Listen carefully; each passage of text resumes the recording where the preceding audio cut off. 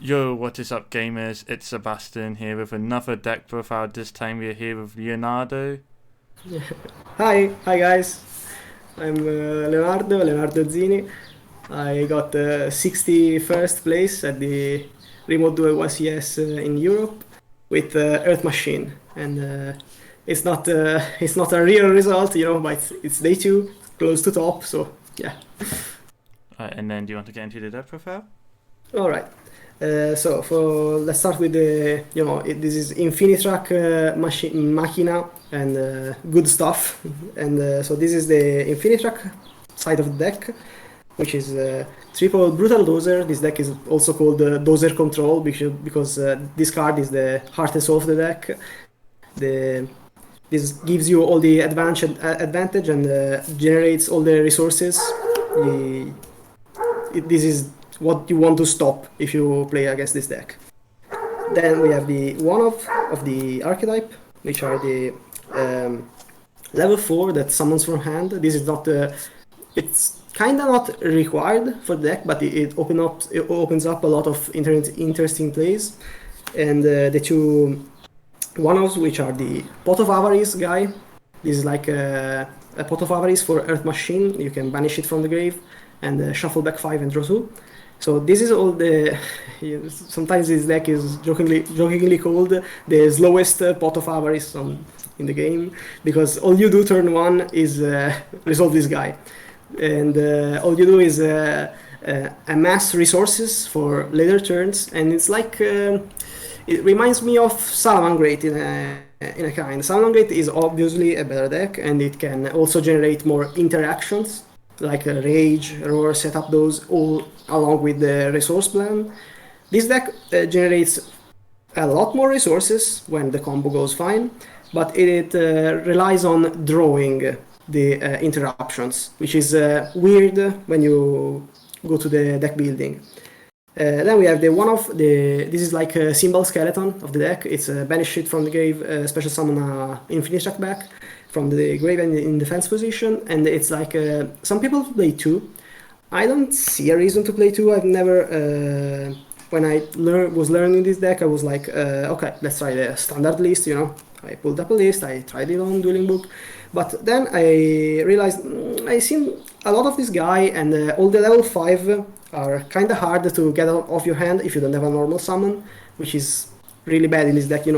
You sometimes have your hands where you draw 5 and you can't play. You can't put a card on the field. That's really bad. So to minimize those, I play 1 instead of 2, which is better obviously for the long run. But this deck is really good at grinding in the long run. So I don't see the need for 2 of those.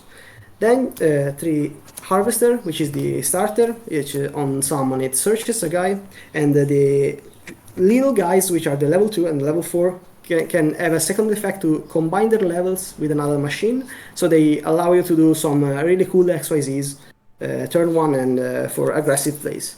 And then the 3, I like this, the tanky of the deck, which is like a 5 formation tanky on activation searches a guy, and yeah, so these 6 cards are 6 starters, along with the Machina side of the deck, which are like 3 Metal Cruncher and 3 Redeployment.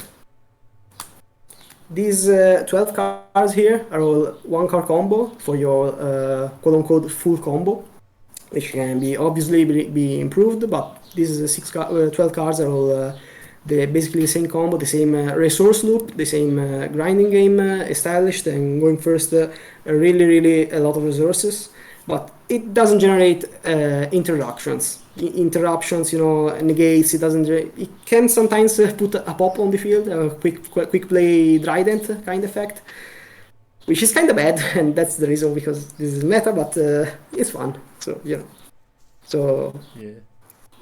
the Machina part of the deck is these 6 cards, which are the starters, and then you play the 1 Fortress, which is some people play more of this. This is one of the best cards in the archetype, but it really costs a lot of resources to have this guy be an extender.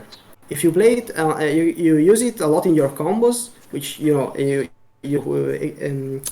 add the machines which you need, you discard, you know exactly what you're gonna do with it. But if you have to use this to play through cards, it helps, but it costs a lot of resources. So in the end, you kind of lose by yourself discounting on all the machines. So there's an argument for playing more, but I don't think it's this format.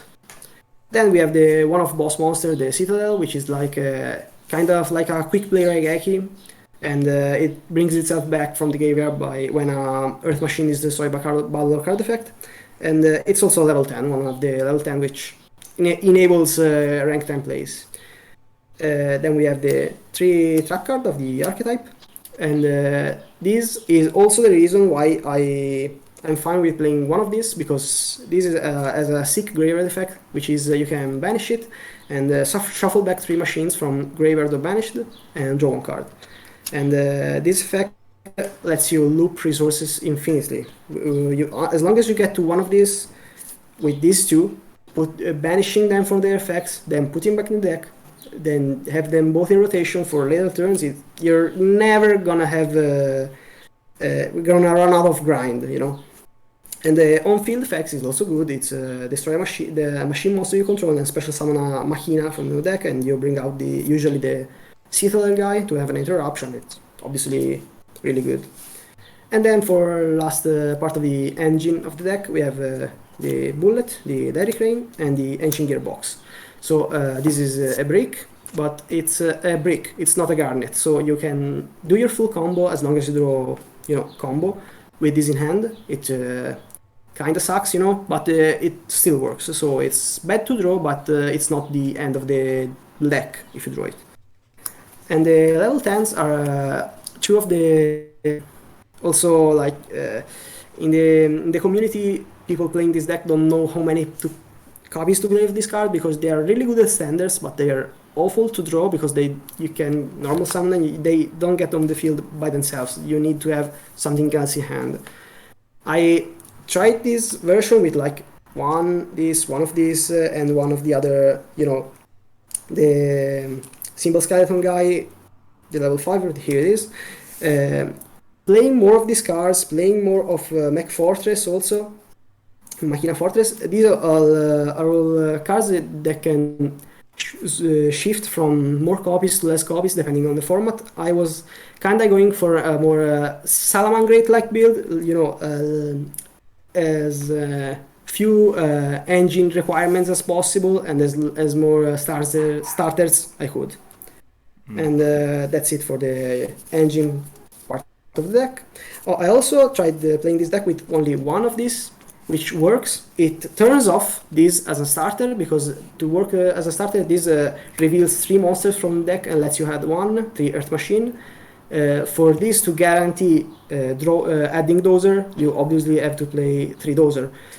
You can play, I tried 1 Dozer and 1 of this, which makes this not a starter, but a good card to have in the deck, and those are not the central focus of the deck, but in this format I wanted to have 3 Dozer, which is bricky actually, because as always with all of these cards, you need to draw something to normal summon, because otherwise you can't play. And it actually happened a lot this YCS. I drew hands where I couldn't normal summon, but playing 3 plays around hand traps or interruptions on your starter, which is the drawback. A lot of the time I had starter, I go normal summon effect, try and add, they stop it one way or another. Also Book of Moon, but you can tribute it when it's face down for this effect from the hand, and if you hard draw the card, you play full combo. So I used it as a hand trap insurance, the triple copy, but costing some bricks, And then for the interruption part of the deck, this is, I believe, 27 cards, and this is 13, which is 3 Ash Blossom, 3 Ghost Bell, 3 Imperm as my hand drop lineup. Then I chose to play 3 Sonic Strike, 1 Fold By, and 1 Imperm. So these are not negotiable. These are, broken one-offs which the opponent can try and play around it, but if they're there, you have a solid advantage over your opponent. And the 9 hand drops, the hand trap lineup was really good for me. I really liked going for this. I was wondering maybe I had to play less hand traps and more impactful one, like go for 6 and go for draw instead of these. But these were all really good. Bell is also really good in this deck because it's a Mystic Mine out if you go first, and you do this. Also, throwing this combo outs Mystic Mine, but that's another thing. And so I actually, yeah. How is the Mystic Mine out this real quick? So the basic combo ends with a single starter, and if you don't do anything fancy, ends with this on the field, which is a Link 2. And quick effect, it sends a monster from field or hand to the graveyard and targets a level 10 and brings it back in defense position with its effect negated. Oh, I So see. the Mystic Mine chain this, chain Bell, and they are stuck on their own Mystic Mine for the turn, and it's really good. I think I never got Mystic Mine this YCS. I found 2 Sky Strikers, but they were all grindy games without the need for Mystic Mine to come up, and they never actually used it. So, but it makes it less impactful on you. That's really good. That also I was scared against Drytron, because when Sky Striker plays Mystic Mine, you can have your time to accrue resources, maybe draw Fallen Strike, which is another out to mine. Maybe you have your time. Whereas with Drytron, you don't expect it; they blow you out. So having a card that could help me against that and also against their deck going into game 2 and 3 was really good without needing to side too much spell trap removal versus the deck, which is useless apart from the mine. Yeah. Imperm was really good. I was kind of scared to play this instead of Veiler because this suffers from breaker removal if you go first. But in the end, I decided to go for it. I was really scared of breaker removal because going into this a lot of Sky Striker, so a lot of people playing against Sky Striker and playing breaker removal. But it worked out fine. It was really good as a 6 card to draw. It worked really well. Also, people didn't really put in back row removal against me going in game 2 and 3, which is fair, and they sided in more hand traps than anything. So yeah, which is I guess correct, but really really good for me. And the 3 strike, I put it in. I thought it would be more useful. It worked out fine, but not that good. It was supposed to be really good against Sky Striker, which it kind of did, but also I could have played more engine or any other inter option. I don't regret playing this, but maybe it didn't have the impact I expected it to have. Then for the extra deck, also this is kind of standard for the deck. Yeah, so real quick, we had some minor technical difficulties, so we had to do a little cut, but we're back now with the extra deck. So if you would like to carry on, that'd be appreciated. All right. So we were at the Link 1, the Goliath guy, which I was saying is kind of mandatory to play 3 of. It sucks because it swallows your extra deck, it leaves you with little space, but it's really important when you have this guy to fuel extra deck monsters as much as possible for his effect.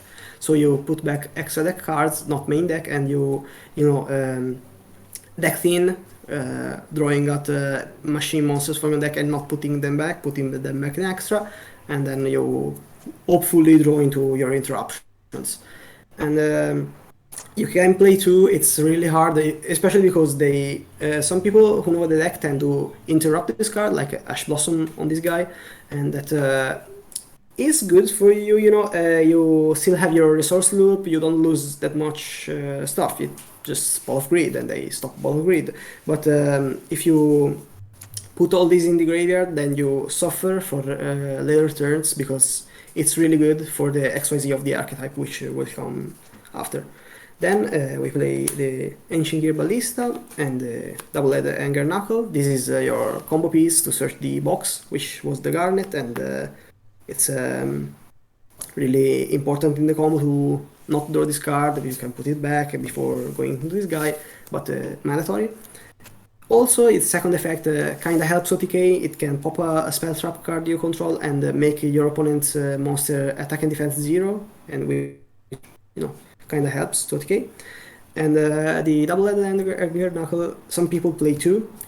I get that. It's kind of like playing a second level 10 monster in the extra deck, which any level 2 machine any 2 machine monsters get this guy, and this guy makes it himself a level 10 guy, send himself, bring a level 10 guy from the graveyard, but I don't have space in this build because I was running a Nightmare Phoenix, which was supposed to be an out both to Contact C, which I was expecting a more popular card, and there can be only one.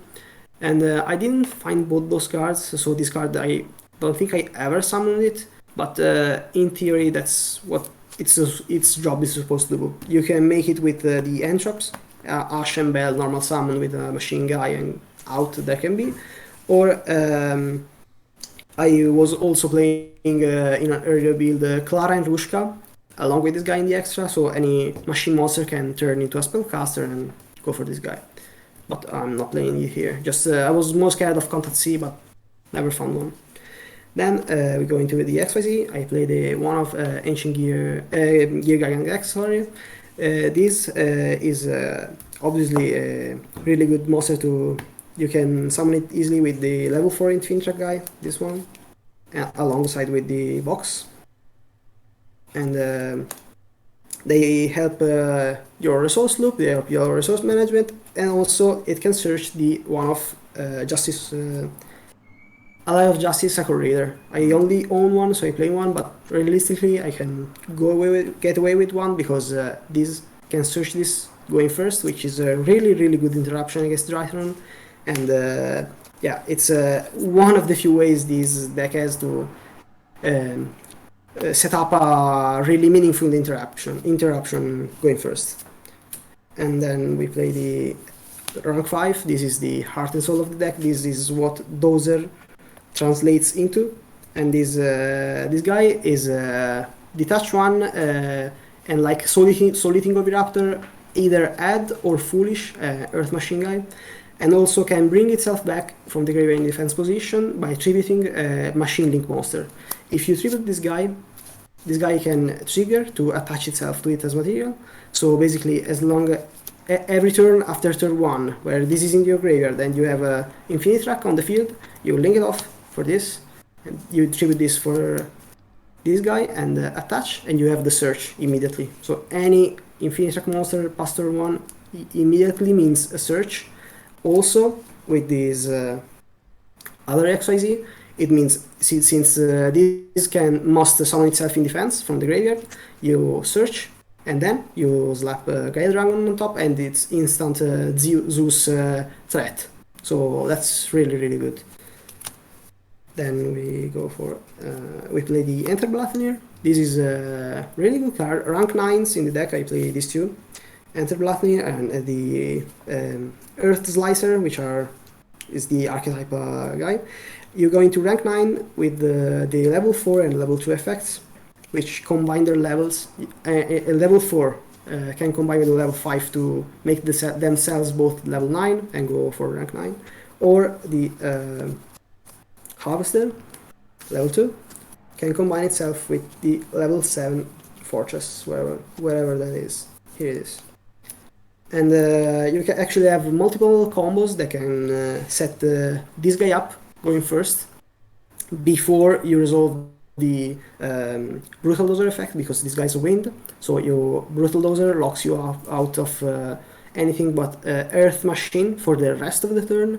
So you can make this guy earlier and rip a card of the end, which kinda, it's not forcing Nibiru, but it's forcing Nibiru if they have it, or any other hand trap, or if they don't have hand trap, obviously you gain a lot of that advantage. Also can bring banish cards from the graveyard, which helps a lot in certain matchups, and banish from field, not targeting, which helps a lot against Dragoon and any other of the card.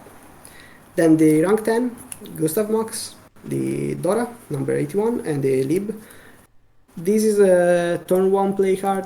It's makes himself unaffected, so he's hard to out, quote unquote, because access code can just run it over. But with Derrick Ring, it turns into a quick play trident kind of card, and with some hands you can set this up going first, which it's not awful, not that good, but this deck is not meta for a reason. Then this is the OTK combo. This also can remove a lot of cards. It makes himself 6k, and you either OTK or crash with cards like Arrival Edict Nister can just crash even if it's 6k. And Gustav Max can deal 2k damage and then use Lucky Zone, make it 6k direct damage and 8k precisely. And then the last card is Zeus, which obviously is really good card, and in this deck you can... Everyone likes to tell this, but you can hard make it by normal summoning a level 2 and going into a level 10, make both the levels 12, and you can hard summon Zeus turn 1, which is not ideal, but it helps, especially if you are against the Altergeist, a lot of back row oriented matchup. Also, there is a way to make Zeus with quote unquote 4 materials turn 1, because you put one of these under it turn 1 using the link effect, because when it leaves the field it can attach itself to a machine XYZ, making it indestructible by card effects. And you leave another link 1 on the field, and on their turn you send it to the graveyard with the link 2. So you go like this, you have link 2 and link 1. On their turn, you send these for cost to bring out a level 10 from the graveyard, and these can then trigger to attack himself to Zeus. And you have 4 material Zeus, which is kind of nice. I didn't use this combo in this tournament, but it's there. It can come up. The